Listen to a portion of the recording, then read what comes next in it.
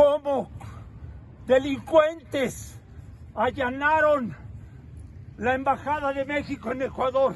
No hay ningún fundamento para hacer esto. ¿Aviso previo, no, que esto pueda pasar? Esto es totalmente fuera de toda norma.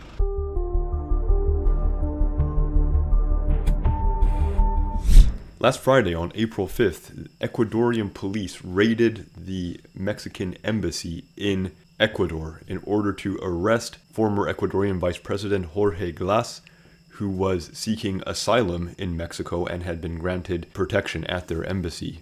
Mr. Glas had been convicted several times of corruption committed during his term as vice president.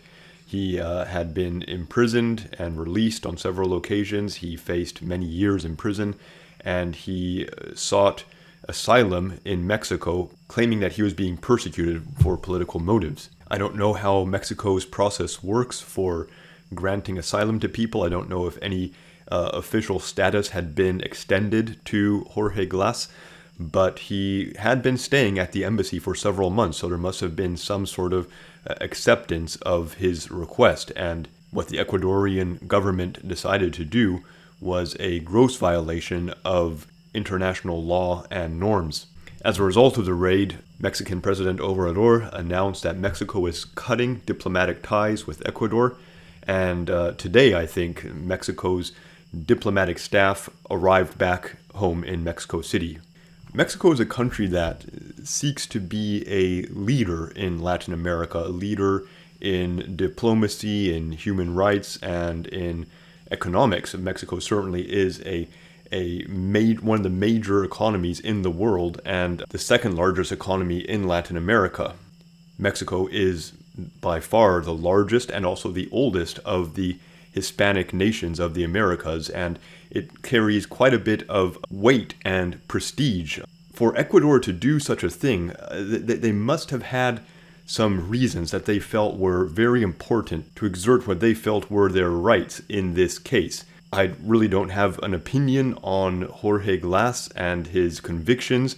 To be honest, I didn't know about this situation until just the last few days. But we clearly have a case now where both parties feel aggrieved. The Ecuadorian government felt that this was something that needed to be done, and perhaps in some way felt that they would be able to get away with this, that they would be able to ride out the consequences. Who knows what kind of assurances they may have received or thought they received, perhaps from other countries who have an interest in what's going on there. I think most of the sympathy, though, is with Mexico and Jorge Glas, as what happened is a pretty clear-cut case of a violation of international law.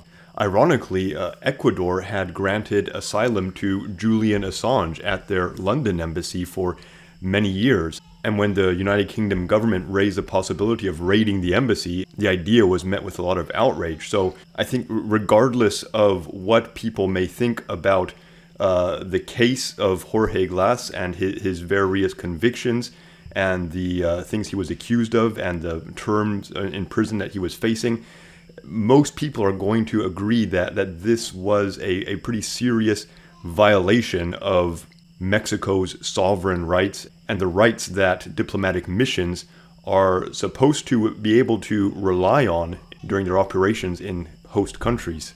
A very interesting thing that I've seen brought out about this story is that just a few days ago, Israel launched an airstrike on an Iranian consulate in Damascus, Syria, killing a number of Iranian military officers who were there.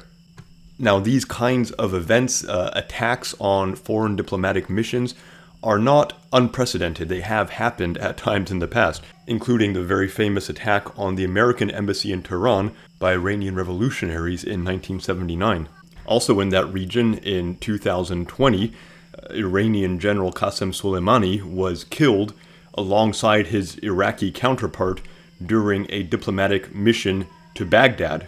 And who could forget the very troubling event that saw the murder of Saudi journalist Jamal Khashoggi at the Saudi consulate in Istanbul back in 2016. So this Ecuadorian raid is certainly not the first time in recent history that diplomatic norms have been violated, but it's certainly adding to this very troublesome trend that sees countries pushing the boundaries, breaking the rules, and thinking that they can do such things without suffering consequences. What we see with some of these recent violations of diplomatic norms, including the suggestion by the United Kingdom that they could raid the Ecuadorian embassy, is that these are being done by countries, United States, Israel, Saudi Arabia, United Kingdom, who are very powerful, very well respected around the world, largely because of their wealth and power and the influence that that carries.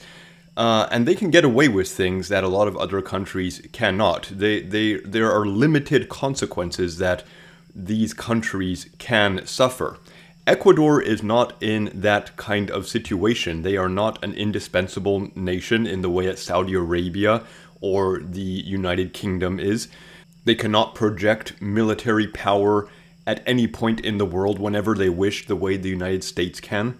Ecuador may truly suffer the consequences that one would expect to come with such an act. And to be honest, I hope that whatever the outcome is, that other countries will look at the situation in Ecuador and the aftermath of their raid on the embassy and decide that such actions are not worthwhile. I certainly hope that we are not entering a new normal where these kinds of things can be done and countries can expect to escape consequences. And I want to end here by reading a bit from the New Testament, from Peter's first epistle in chapter 3, talking about suffering consequences for doing what's right or suffering consequences for doing what's wrong, adding a New Testament perspective to this current event issue here. In verse 13 of chapter 3, Peter says, "Who is going to harm you if you are eager to do good? But even if you should suffer for what is right, you are blessed. Do not fear their threats, do not be frightened, but in your hearts revere Christ as Lord. Always be prepared to give an answer to everyone who asks you to give the reason for the hope that you have. But do this with gentleness and respect, keeping a clear conscience, so that those who speak maliciously against your good behavior in Christ may be ashamed of their slander. For it is better, if it is God's will, to suffer for doing good than for doing evil." So of course there are times when people will suffer consequences for their actions. If such a thing is to happen to you, make sure that it's for doing the right thing and not for doing something dangerous, selfish, or unlawful. Well, thanks so much for watching. Please be sure to leave a comment below. Tell me what you think about all this, and I'll talk to you later. Bye for now.